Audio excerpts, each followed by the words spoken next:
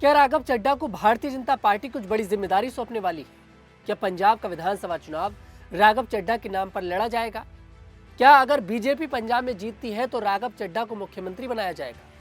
यह अटकलें तब लगनी शुरू हुई जब राघव चड्ढा की मुलाकात प्रधानमंत्री मोदी से होती है और ये मुलाकात तकरीबन 1 घंटे तक चलती है, जिसके बाद सभी पॉलिटिकल पार्टियों में चर्चा शुरू हो जाती है, चाहे वो आम आदमी पार्टी हो चाहे कांग्रेस हो, क्योंकि राघव चड्ढा एक ऐसे नेता थे जिस पर सबकी नजर होती थी।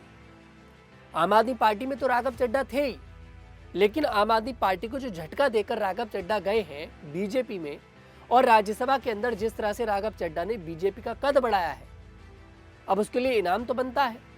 अब इसके पीछे बीजेपी उनके लिए क्या कुछ सोच रही है ये तो समय बताएगा, लेकिन जिस तरह से मुलाकात हुई और तकरीबन 1 घंटे तक ये बातचीत हुई है वो सोचने वाली है, जिसको लेकर खुद राघव चड्ढा ने सोशल मीडिया प्लेटफॉर्म एक्स पर पोस्ट किया।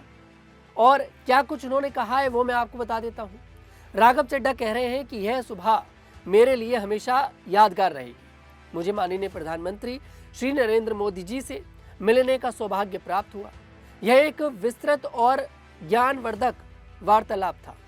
उनके बहुमूल्य समय और उनके विचारों एवं मार्गदर्शन से लाभान्वित होने के अवसर के लिए मैं अत्यंत आभारी हूं। इस मुलाकात को राघव चड्ढा यादगार बता रहे हैं।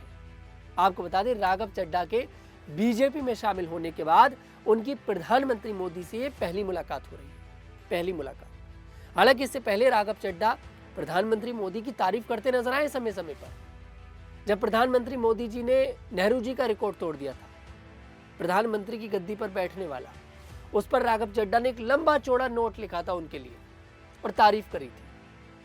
तब भी लोग कह रहे थे कि राघव चड्ढा कहीं ना कहीं अब बीजेपी में फिट हो चुके हैं, राघव चड्ढा को बीजेपी बड़ी जिम्मेदारी देगी। अब पंजाब को समझते हैं। पंजाब का अगले साल विधानसभा चुनाव होने वाला है। बीजेपी के पास कोई ऐसा फेस नहीं है जिसके दम पर बीजेपी चुनाव लड़े। पंजाब के अंदर राघव चड्ढा ने अपनी एक पहचान बना ली है। अब वो पहचान बनाई है तो कहीं ना कहीं बीजेपी उसका फायदा तो उठाएगी। भगवंत मान की छवि पर इस बार सवाल खड़े हो रहे हैं। कई सारे मामले हैं। कहा जा रहा है कि इस बार खुद पंजाब के जो लोग हैं वो भगवंत मान से नाराज हैं। सर्वे बता रहे हैं भगवंत मान की जो सरकार है उसको गिराना चाह रहे हैं, और उनके पास बीजेपी और कांग्रेस एक अच्छा विकल्प है। कांग्रेस भी एक अच्छी पकड़ रखती है पंजाब के अंदर, लेकिन बीजेपी का भी देखिए सबको पता है कि वो मेहनत करती है। पश्चिम बंगाल में बीजेपी ने क्या किया, जी तोड़ कर मेहनत करी और देखिए सरकार बना ली। चेहरा घोषित नहीं करा था, लेकिन अमित शाह, प्रधानमंत्री मोदी और बड़े बड़े नेता चुनाव को लेकर लगे रहे, खास करके अमित शाह। अब पंजाब के चुनाव पर इन लोगों की नजर है।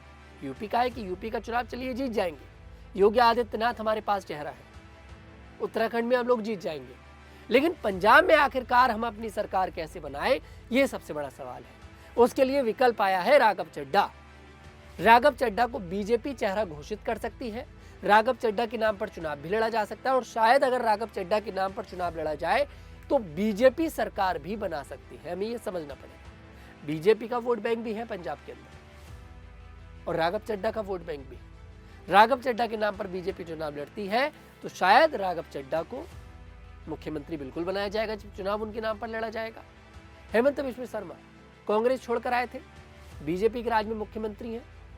शुभेंदु अधिकारी टीएमसी छोड़कर आए थे, मुख्यमंत्री है पश्चिम बंगाल के। कई ऐसे उदाहरण हैं जो दूसरी पार्टियां छोड़कर आए, लेकिन इस समय पर बीजेपी ने उन्हें मुख्यमंत्री बना रखा है।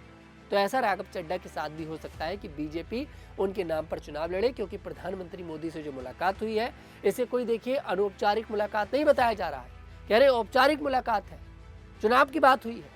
फिलहाल राघव चड्ढा के भविष्य को लेकर आपको क्या लगता है, कमेंट सेक्शन में जरूर बताइएगा। मैं तनुज दीक्षित फिर आपसे मुलाकात करूंगा, तब तक के लिए हमारे साथ देखते रहिए न्यूज़ 15।